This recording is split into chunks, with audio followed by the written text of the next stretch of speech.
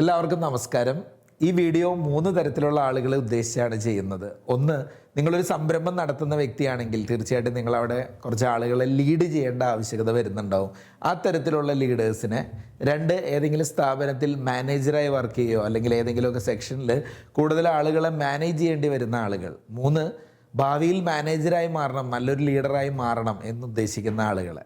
ഈ 3 തരം ആളുകൾക്കും അറിഞ്ഞിരിക്കേണ്ട ഒരു 7 കാര്യങ്ങളാണ് നമ്മളിന്ന് ചർച്ച ചെയ്യുന്നത്. കാരണം ഈ 2025 പുതിയ വർഷമൊക്കെ ആരംഭിക്കുന്ന സമയത്ത് ഏതൊരു വ്യക്തിയും, ഒരു സ്ഥാപനത്തിൽ ജോലി ചെയ്യുന്ന ഏതൊരു വ്യക്തിയും ആഗ്രഹിക്കുന്നത് ഒരു 7 തരങ്ങളിലുള്ള ഏതെങ്കിലും ഒരു ടൈപ്പ് ഓഫ് ലീഡറിനോടൊപ്പം വർക്ക് ചെയ്യണം എന്നുള്ളതാണ്. അത് ഏത് 7 ടൈപ്പാണെന്ന് നമുക്കൊന്ന് മനസ്സിലാക്കാം. ആദ്യത്തെ ടൈപ്പ് കരിയർ ഡോർ ഓപ്പണർ എന്ന് പറയുന്ന ഒരു ടൈപ്പ് ഓഫ് ലീഡറിൻ്റെ കൂടെയാണ്. കരിയർ ഡോർ ഓപ്പണർ എന്ന് പറയുമ്പോൾ നമ്മുടെ കൂട്ടത്തിൽ പ്രവർത്തിക്കുന്ന ആളുകൾക്ക് പുതിയ പുതിയ അവസരങ്ങൾ ഉണ്ടാക്കി കൊടുക്കുകയും അവരെ ഡെവലപ്പ് ചെയ്യുകയും അവരുടെ കരിയറിൽ ഗ്രോത്ത് ഉണ്ടാക്കുകയും ചെയ്യണം എന്ന ചിന്താഗതിയോടുകൂടി പ്രവർത്തിക്കുന്ന ലീഡർ.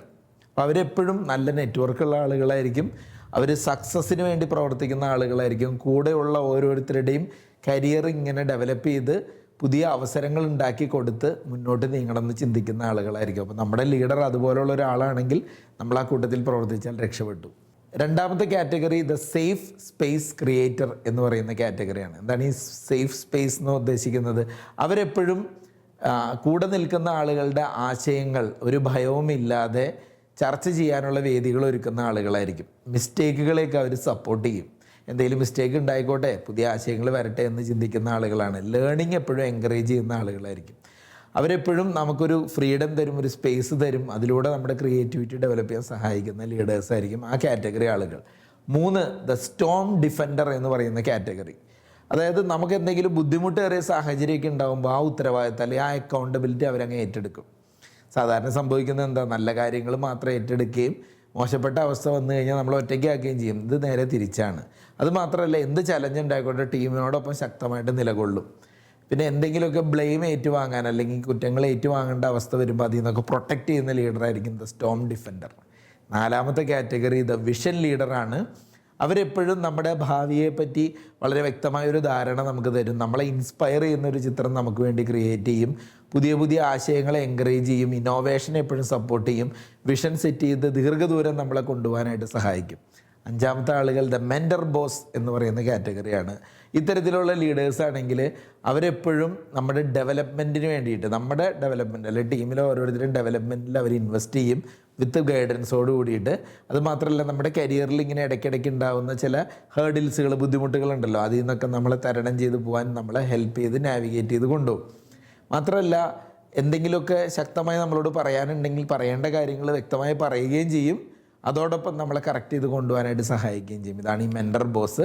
6മത്തെ കാറ്റഗറി ദ ചിയർ ലീഡറാണ്. ചിയർ ലീഡർ എന്ന് പറയുമ്പോൾ അവരെപ്പോഴും നമ്മളിങ്ങനെ എൻകറേജ് ചെയ്ത്, ആ ലീഡർ എന്ന് പറയുന്നത് ടീമിലുള്ള എല്ലാവരെയും ആ ഒരു മുറയിൽ അല്ലെങ്കിൽ ആ ടീമിലുള്ള ഓരോരുത്തരുടെയും ഒരു കഴിവുകളെയൊക്കെ കണ്ടെത്തി അവരെ ഇങ്ങനെ എൻകറേജ് ചെയ്ത് കൊണ്ടുപോകുന്ന ആളാണ്. ഓരോ ആഘോഷങ്ങളൊക്കെ സെറ്റ് ചെയ്ത് നമ്മുടെ ഓരോ വിജയങ്ങളും ആഘോഷിക്കുകയും അത് എത്ര ചെറുതാവട്ടെ അതിനെ സപ്പോർട്ട് ചെയ്യുകയും ചെയ്യും. നമ്മുടെ എഫേർട്ടുകളെ റെക്കഗ്നൈസ് ചെയ്ത് കൊണ്ടുപോകുന്ന ആളാണ് ചിയർ ലീഡർ. ആൻഡ് ഫൈനലി പറയാനുള്ളത് ദ ട്രാൻസ്പെറൻറ്റ് അലൈ എന്ന് പറയുന്ന ആളാണ്. അത്തരത്തിലുള്ള ലീഡേഴ്സ് എന്ന് പറയുമ്പോൾ നമ്മളുടെ ഒരു ടീമിൻ്റെ അടുത്ത് എന്ത് കാര്യം ഓപ്പണായിട്ട് പറയുകയും ഒരു ഹോണസ്റ്റിയും ക്ലാരിറ്റിയോടും കൂടി പെരുമാറും. അവരെപ്പോഴും ഓപ്പണായിട്ടുള്ള കമ്മ്യൂണിക്കേഷനിലൂടെ നമ്മുടെ അടുത്തൊരു വിശ്വാസം നേടിയെടുക്കും. നമ്മളിൽ നിന്ന് എന്താണ് എക്സ്പെക്റ്റ് ചെയ്യണമെന്ന് ക്ലിയർ ആയിട്ട് തന്നെ കാര്യങ്ങൾ പറയും. എല്ലാത്തിലും ഒരു ട്രാൻസ്പെറൻസി ഉള്ള ആളുകളായിരിക്കും. ഇപ്പോൾ ചുരുക്കി പറഞ്ഞാൽ, നമ്മളൊരു ലീഡറാണെങ്കിൽ, നമ്മളൊരു മാനേജറാണെങ്കിൽ, അത്തരത്തിലേക്ക് ഡെവലപ്പ് ചെയ്യാൻ ആഗ്രഹിക്കുന്ന ആളാണെങ്കിൽ ഇതിലേതെങ്കിലും ഒരു കാറ്റഗറിയിലേക്ക് എത്തിപ്പെടാൻ ശ്രമിക്കുക. ഈ 7 കാര്യങ്ങളും ഒരുമിച്ചുണ്ട് എങ്കിൽ തീർച്ചയായിട്ടും സംഭവിക്കുന്നത് trust, growth, wellbeing of team. നമുക്ക് വിശ്വാസം നേടിയെടുക്കാൻ പറ്റും, ടീമിനെ വളർത്താൻ പറ്റും, എല്ലാവരും ഒത്തൊരുമിച്ച് ശക്തമായി മുന്നോട്ട് പോകാനും പറ്റും. അപ്പോൾ ഇത്തരത്തിലൊരു ലീഡറാവാൻ നമ്മൾ ശ്രമിക്കുക. ലീഡറാണ് എങ്കിൽ തീർച്ചയായിട്ടും അത്തരം ലീഡേഴ്സിൻ്റെ അടുത്തേക്ക് കൂടുതൽ അംഗങ്ങൾ എത്തുമെന്ന് ഉറപ്പുവരുത്തുക. അതുകൂടാതെ നമ്മുടെ കൂട്ടത്തിലൊക്കെ നിന്ന് പ്രവർത്തിക്കുന്ന ആളുകൾ ഇത്തരം ലീഡേഴ്സിനെ കിട്ടിക്കഴിഞ്ഞാൽ അവരിൽ നിന്ന് പഠിക്കാനായിട്ടും ശ്രമിക്കുക. Thank you.